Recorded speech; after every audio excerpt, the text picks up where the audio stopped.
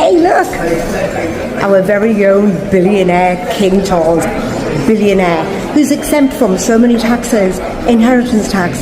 His profits from the duchies of Cornwall and Lancaster are exempt from capital gains tax and corporation tax. And by the way, they profit from the NHS, and army and cancer charities. But Sarah Vine from the Daily Mail, who called me a bottom feeder once, she wants to talk about Meghan Sussex, her new holiday show on Netflix, how her hair's wrong, her eyeshadow's wrong, she doesn't let the king see the grandkids, lies. And she hasn't really talked about Prince Andrew and his scandal with pedophile Jeffrey Epstein. It's pretty bizarre, isn't it? No criticism of William, no criticism of Charles, no criticism of any of them profiting from this country while 4 million children live in poverty. But their target is Meghan Sussex. Wild. All right, Star Spotlight family, buckle up, because today's episode is brought to you by Narinder Kaur, professional royal hypocrisy exterminator. This woman didn't just speak, she evaporated Sarah Vine's nonsense live on air. Honestly, I haven't seen a dragging this clean since Meghan launched her jam and the UK tabloids started convulsing like someone unplugged their charger. So picture it. Sarah Vine, professional Meghan critic and part-time let me pretend I care about the monarchy commentator, decided she had so many opinions about Meghan's new Netflix show. Her hair is wrong, her eyeshadow is wrong, her holiday vibe is wrong. Sweetheart, everything is wrong except the thing she should be talking about. The actual problems right there in front of her face. And then enters Narinder Kaur, strolling in like, let me help you with some facts, babes. Because she didn't come to play, she came to read out loud, in bold, underlined. She starts off with, hey look, our young billionaire king. Immediate chills. Imagine calling Charles young. That alone was shade so advanced the royal lawn at Sandringham probably turned brown. But she keeps going. Our billionaire king, exempt from so many taxes. And the way she said so many was like she had a list laminated in her purse. Inheritance tax, exempt, Duchy of Lancaster profits, exempt from capital gains, exempt from corporation tax. It was like watching someone do inventory during a robbery. And the cherry on top? They profit from the NHS, the army, cancer charities. Now pause.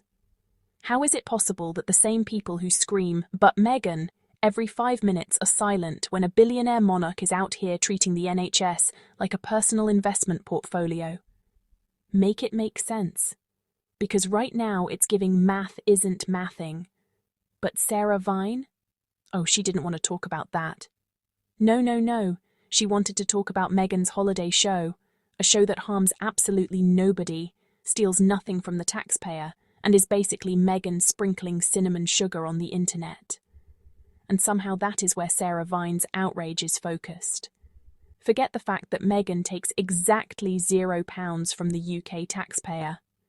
Forget that she's out here minding her business, building companies, raising her kids, dropping jams, making chocolates, launching shows. No. Sarah Vine just had to talk about her hair and makeup like she was judging a Miss Universe pageant. And then Narinda, bless her, added, she doesn't let the king see the grandkids. Lies. That lies sounded like it was dipped in chili oil, because let's be honest, if Charles actually wanted to see those grandkids, he would have been on a flight faster than the Daily Mail dispatching a journalist to stalk Meghan's jam shelf. The problem isn't accessibility, it's accountability. And we all know the monarchy avoids that like the plague. Then Narinder dropped the line that made my ancestors clap. She hasn't talked about Prince Andrew and his scandal with paedophile Jeffrey Epstein. Boom. Because that is the part no royal-obsessed commentator ever wants to discuss. They'll drag Meghan for breathing wrong, but Andrew? Suddenly everyone's doing the mannequin challenge. Not a whisper, not a syllable, just blank screen. And Narinda didn't stop there. She pointed out the absurd pattern. No criticism of William, no criticism of Charles, no criticism of any of them profiting from this country, while 4 million children live in poverty. But Meghan brushing her hair is apparently the biggest threat to the empire since the Boston Tea Party. It's actually insane when you think about it. You have a monarchy that costs taxpayers millions, a king hoarding exemptions like Pokemon cards, a brother with scandals so dark they need a content warning, and yet the press still writes 50 articles a day about Meghan wearing neutral eyeshadow. Then Sarah Vine sits there trying to take the moral high ground. The only thing high is her delusion. Narinder calling out Sarah Vine for once calling her a bottom reader was the most casual, elegant revenge. She said it the way you say, "I remember you wrote me a check and it bounced." Purely informational, but deadly.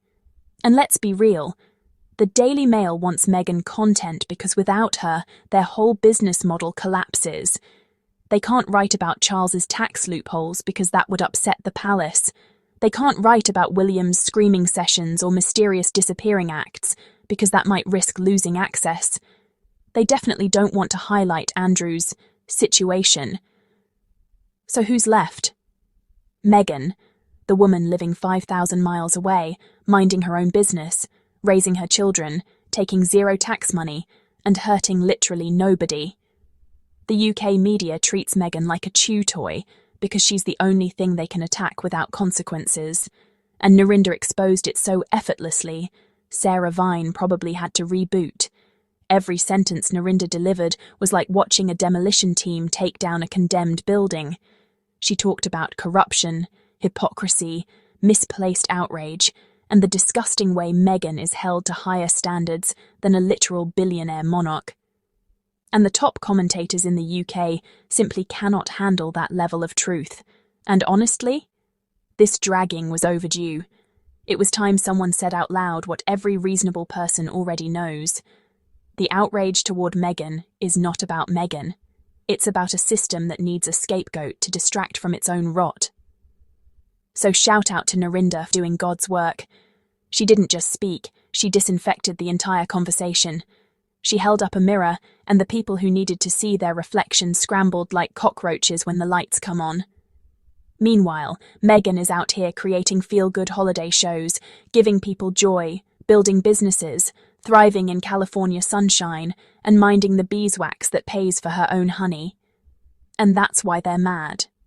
Because she left, she succeeded, she didn't break, she didn't crawl back, and she refuses to play the miserable game they set up for her.